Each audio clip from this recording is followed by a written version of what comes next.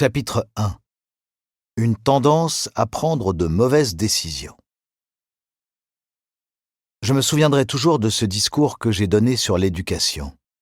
J'expliquais que c'était une mauvaise idée de ne faire que des examens sur papier, comme c'est le cas aujourd'hui, ou encore que le système basé sur l'écart-type scolaire n'avait aucun sens, qu'il s'agissait d'une pure invention des boîtes à bac pour attirer des clients. Pour moi, il fallait mettre l'emphase sur une éducation qui privilégie l'individualité, en proposant par exemple plus de projets personnels ou en permettant à chacun d'explorer ses centres d'intérêt. Puisque tout le monde hochait la tête en m'écoutant, j'étais convaincu qu'on m'avait bien compris. Mais quelle ne fut pas ma surprise quand, une fois mon discours terminé, une femme s'est approchée de moi pour me poser une question. Comment faire pour entrer dans un collège avec un bon écart-type ? Sa question était si éloignée de mes propos que je lui répondis par cette interrogation. Pourquoi voulez-vous que votre enfant entre dans un bon collège ? Parce que dans ma famille, tout le monde le fait. Sa réponse m'étonna, mais par la suite, je rencontrerai beaucoup d'autres personnes se posant la même question. J'ai peur que mon enfant soit mis de côté s'il agit différemment, disait-il.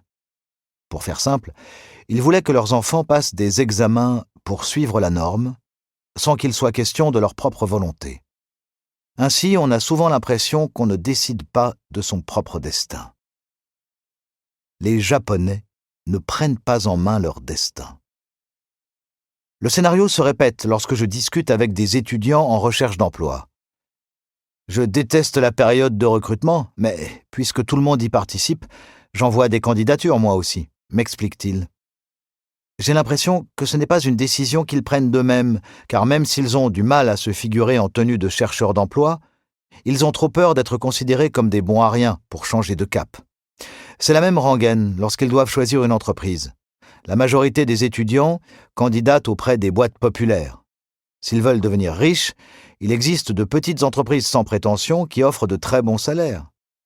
Si c'est la satisfaction qu'ils recherchent, ils la trouveront dans n'importe quelle compagnie.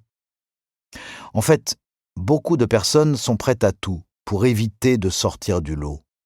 Elles prennent des décisions à partir de ce que pensent les autres ou de leur attitude, plutôt que de s'appuyer sur des paramètres concrets. On retrouve souvent cet état d'esprit chez mes concitoyens.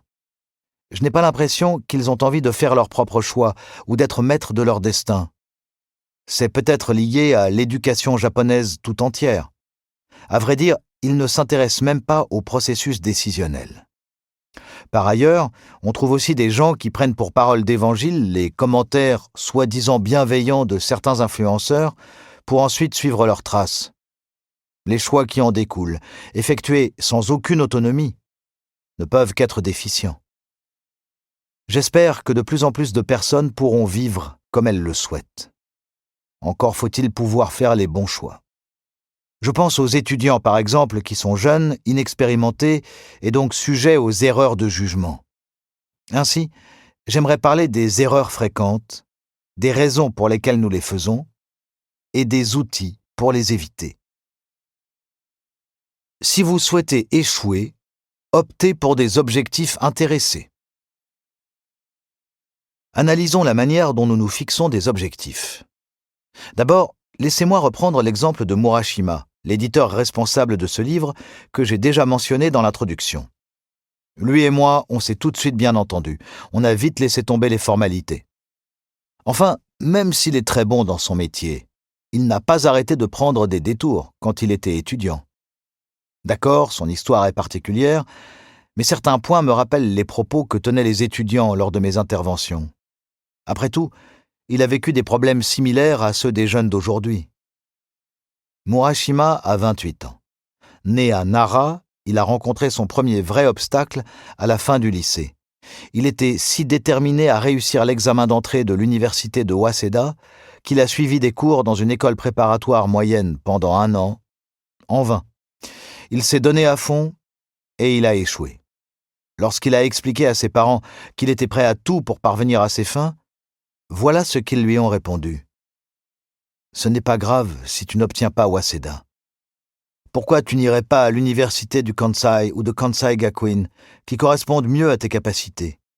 Mais Murashima, naturellement têtu, Pour continuer à écouter ce livre audio gratuitement, cliquez sur le lien dans la description et vous pourrez l'écouter en entier sans frais grâce à l'essai de 30 jours d'Audible.